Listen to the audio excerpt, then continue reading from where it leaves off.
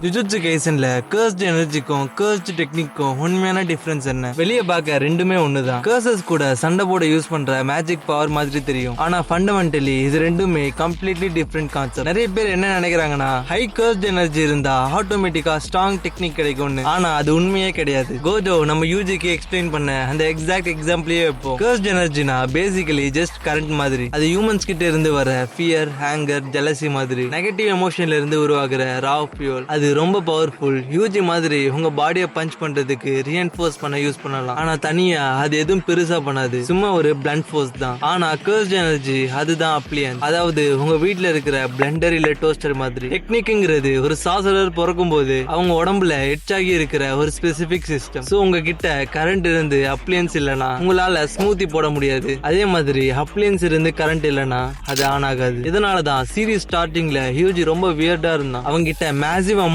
Of cursed energy அதாவது current இருந்துச்சு. ஆனா அதை யூஸ் பண்ண ஒரு கர்ஸ்ட் டெக்னிக் அதாவது அப்ளையன்ஸ் கிடையாது. ஆன் தி அதர் ஹேண்ட் மஹாஜனின பாத்தீங்கன்னா அவங்க கிட்ட கன்ஸ்ட்ரக்ஷன் டெக்னிக் இருந்துச்சு. ஆனா அதை பவர் பண்ண எனர்ஜி பத்தல. சோ ஒரு நாளைக்கு ஒரே ஒரு புல்லட் தான் கிரியேட் பண்ண முடியும். இதுல கிரேசியஸ்ட் பார்ட் என்ன தெரியுமா? நீங்க ஒரு டெக்னிக்க சும்மா படிச்சு கத்துக்க முடியாது. ஜேஜேகேல மோஸ்ட்லி டேலண்ட் தான் மேட்டர். நீங்க பிறக்கும் போது அந்த அப்ளையன்ஸ்க்கான வயரிங்கோட பிறக்கணும். இல்லனா இல்லதான். நருட்டோல ஹேண்ட் சென்ஸ் கத்துக்கிற மாதிரி இதுல கத்துக்க முடியாது. ஜெனெடிக்ஸ் இல்லனா ஹார்ட் ஒர்க் பண்ணி பெருசா யூஸ் இல்ல. உங்களுக்கு என்ன கிடைக்குதோ அதை வச்சுதான் ஓட்டணும்.